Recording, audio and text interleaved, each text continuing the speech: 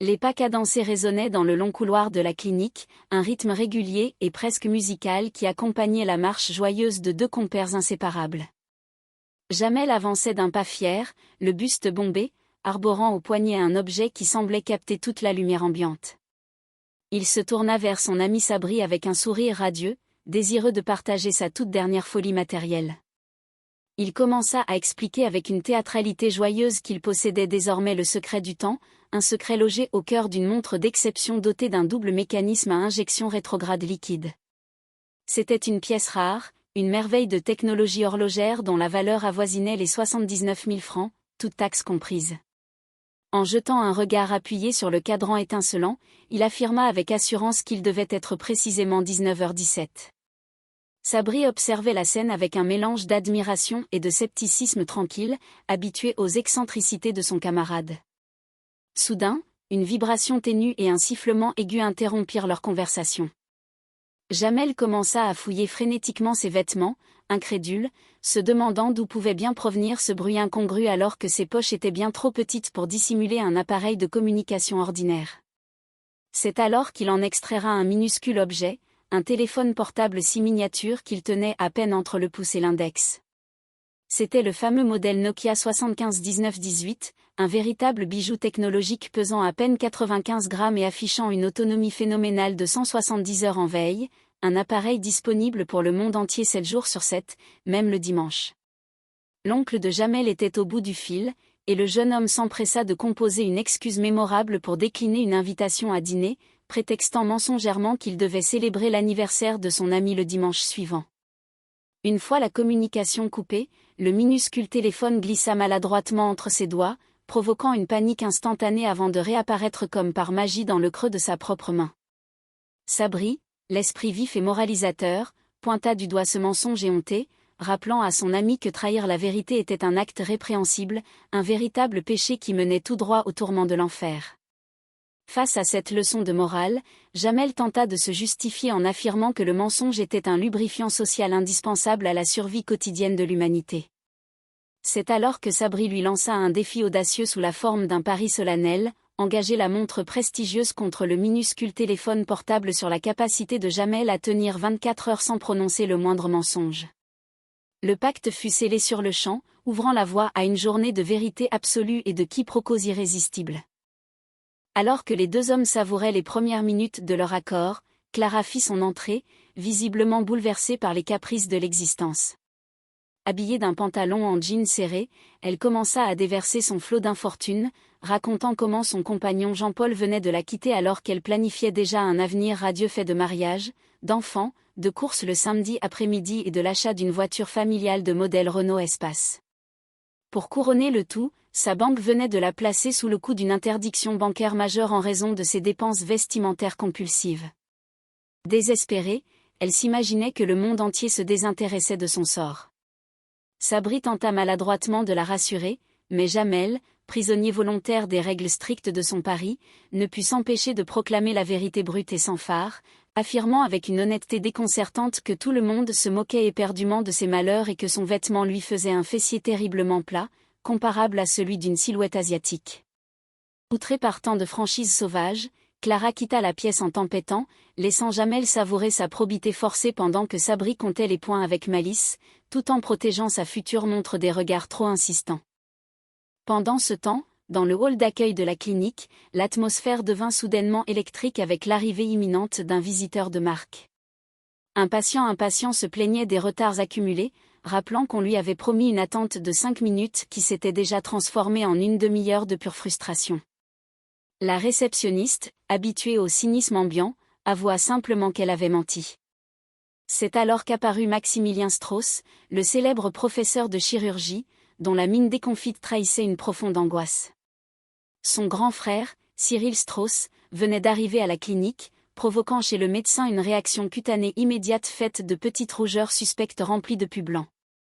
Cyril, un homme imposant et fier de son passé de chef scout dans la région de la Seine-Saint-Cloud, venait s'installer ici en raison de difficultés financières passagères. Le professeur Strauss, malgré sa complicité apparente et forcée avec son aîné, accepta de lui attribuer la chambre numéro 69, tout en confiant en privé sa terreur face à cet homme qui le considérait depuis toujours comme un simple charcutier incapable. Strauss raconta alors avec émotion le traumatisme fondateur de sa vocation, un jeudi après-midi mémorable où, lors de la construction d'une cabane de scout, un lourd rondin de bois lui avait échappé des mains pour venir briser net la jambe de Cyril. L'échec de sa tentative de réduction de la fracture sur place avait entraîné son exclusion définitive de la meute, le poussant par défi à embrasser la carrière de chirurgien.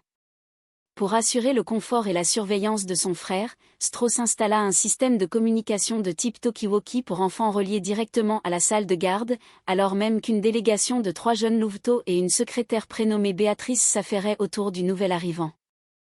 Dans une autre pièce de l'établissement, Clara cherchait un réconfort illusoire devant un documentaire animalier particulièrement cruel, où une maman antilope voyait son nouveau-né se faire dévorer instantanément par une meute de hyènes sauvages sous les yeux impitoyables de la nature. Profondément touchée par cette tragédie zoologique, elle fut rejointe par Sabri qui tenta de lui insuffler une joie de vivre artificielle en lui offrant une boisson gazeuse américaine très pétillante. Sabri, désireux d'exercer ses talents de psychologue amateur dans l'espoir de décrocher un rôle futur de thérapeute au cinéma, décida de prendre en charge le traumatisme de Clara. Il se lança dans une analyse improvisée et farfelue, évoquant le concept complexe du homard et affirmant que la jeune femme souffrait d'une crise existentielle liée à l'approche de la cinquantaine. Pour apaiser ses angoisses et s'assurer de sa tranquillité, il finit par lui administrer une dose massive de somnifères qui plongea la pauvre femme dans un sommeil profond pour les 24 heures à venir. Pendant ce temps, Cyril s'était endormi profondément sous l'effet d'un sédatif puissant.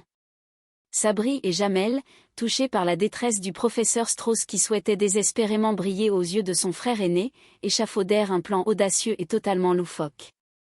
Ils décidèrent qu'il fallait offrir à Strauss l'opportunité de réaliser un exploit médical salvateur sous les yeux de Cyril. Après avoir brièvement envisagé d'utiliser un marteau ou une pioche provenant d'un chantier voisin pour lui briser un membre, ils optèrent finalement pour une solution plus douce mais spectaculaire, lui déboîter délicatement l'épaule pendant son sommeil, simulant ainsi un traumatisme lié à un service trop violent au tennis. Malgré les réticences de Jamel qui craignait de commettre une maladresse fatale, l'opération nocturne fut exécutée avec une surprenante efficacité. Au réveil, Cyril se retrouva bloqué par une luxation douloureuse et inexpliquée, rejetant immédiatement l'idée d'être opéré par son cadet qu'il jugeait inapte. Il fallut toute l'éloquence et l'imagination débordante d'Aimé et de Sabri pour convaincre le professeur Strauss de surmonter sa peur panique. Ils lui demandèrent d'oublier les liens du sang et d'imaginer qu'il agissait en tant que vétérinaire bienveillant face à un sanglier blessé de la forêt qu'il fallait réparer pour le rendre à ses amis les lapins et les marcassins. Galvanisé par cette métaphore sylvestre, Strauss pratiqua l'intervention avec un succès retentissant sur le corps préalablement rasé de son aîné, gagnant enfin l'admiration et la gratitude éternelle de Cyril. Le lendemain, l'heure du dénouement du pari approchait à grands pas. Jamel souffrait atrocement de l'estomac après avoir consommé un tagine préparé par sa mère, un plat au goût suspect qu'il soupçonnait d'avoir été cuisiné avec de la viande de phoque plutôt qu'avec du poulet traditionnel. Alors qu'il ne restait que quelques minutes avant la fin des 24 heures réglementaires, Sabri présenta à son amie une jeune femme prénommée Florence, lui demandant son avis le plus sincère. Soumis à l'obligation de vérité absolue, Jamel se lança dans une tirade d'une honnêteté sauvage et passionnée, décrivant avec des métaphores de félin et de jaguar son désir ardent de vivre une aventure amoureuse tumultueuse avec elle contre un mur. C'est alors que le téléphone retentit, affichant l'appel de sa propre mère. Interrogé sur la qualité du repas de la veille, Jamel fut déchiré entre le respect de son pari et l'amour filial. Incapable de briser le cœur de sa maman, il choisit délibérément de mentir en affirmant que le tagine était le plus délicieux de toute son existence et que la viande était d'une tendresse absolue.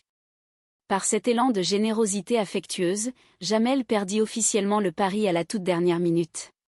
C'est avec une résignation joyeuse qu'il remit son précieux téléphone portable à Sabri, tandis que ce dernier lui abandonna la fameuse montre de grande valeur. La vie reprenait son cours normal au sein de la clinique, faite de discussions animées sur les effets comparés du Valium, du Prozac et du Mogadon, scellant l'harmonie retrouvée d'une communauté unie par l'amitié, l'humour et les petites imperfections qui font toute la beauté de la nature humaine.